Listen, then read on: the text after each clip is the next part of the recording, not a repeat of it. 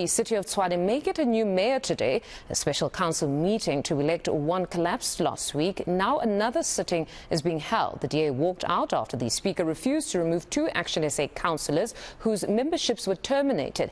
eNCA's Pule Letshwiti Jones is monitoring developments and joins us now with the very latest. Good morning, Pule. So there's going to be another attempt at electing a mayor today. What exactly are some of the councillors saying? Yeah, well, it seems as though we may be expecting another long day here at the Tshwane Council, particularly because now we understand the Speaker has, the city has declared that there are 4 positions which are vacant, 3 from Action SA and 1 from COPE as well. But to get more clarity around this, we're speaking to Mr. Brian, who is the Tshwane COPE spokesperson as well, joining us this morning. Thank you very much for speaking to us, Brian. Let's just start with what's been going on, and COPE seems as though you're divided. We're getting one message that one of your councillors fraudulently submitted 2 IDs, and then the other message from your other side of the camp saying that he is fit to be a councillor. First of all, let me clarify this thing that Mr. Sefanyetso, who is the lawful councillor in the City of Tshwane, has got 2 IDs. What basically happened was, when the ID copy was sent to IEC, there was a typo on the part of IEC. IEC eventually came back to us and wrote a letter to say that we acknowledge the mistake that we have done. The number that we have sent, we took note of that, and we are saying that the correct number is as it is on the corrected version coming from IEC. So on that one, Mr. Sefanyetso has got no 2 IDs as alleged by the people who are saying Mr. Sefanyetso has got the 2 IDs. That is wrong. There are problems in terms of vetting processes and just double checking when coming to your party, because you remember when Dr. Murunga Makwarela as well, similar incident of not having checked his insolvency rehabilitation certificate. The vetting was done. The vetting was properly done. What has happened was just a typo in terms of the ID number. If you look at the copies of the ID number, there is only one ID number that which Mr. Sefanyetso has. The other issue that was mentioned in terms of the allegations leveled against Mr. Sefanyetso was that he has got a criminal record. Mr. Sefanyetso has got no criminal record at all. All that is on Mr. Sefanyetso's file was a traffic offense.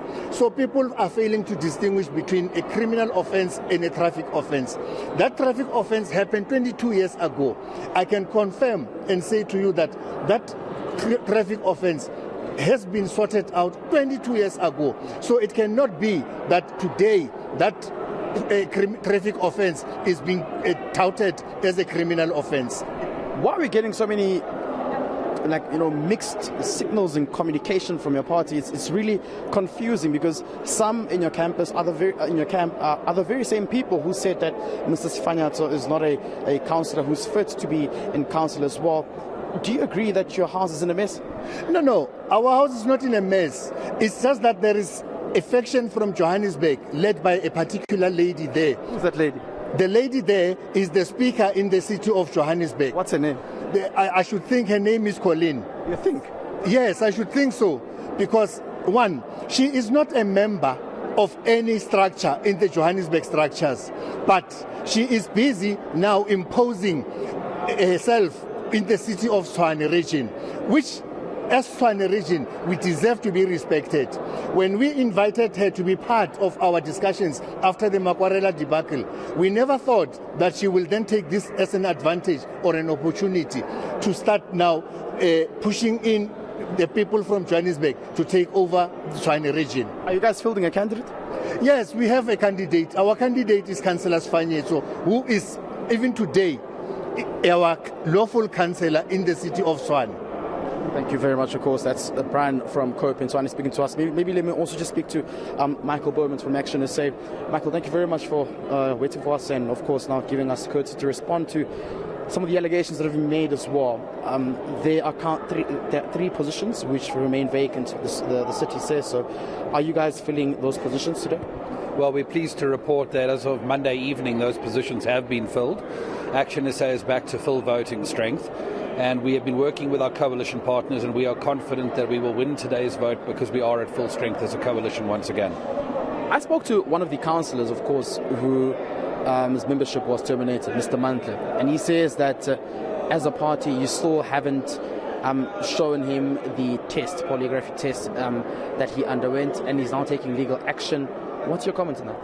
Well, I think he's already made himself very clear. And Friday's council meeting, he sat with the ANC and EFF and tried to give them a quorum after the coalition had left. So he's most welcome to litigate. I think by his own actions he has proven our case, that he has aligned himself with those parties, and we will continue to be unapologetic about being most decisive to act against councillors who betray the commitment that Action SA made to remove the ANC. Tell me, as the multi-party coalition, are you ready today to field a mayoral candidate?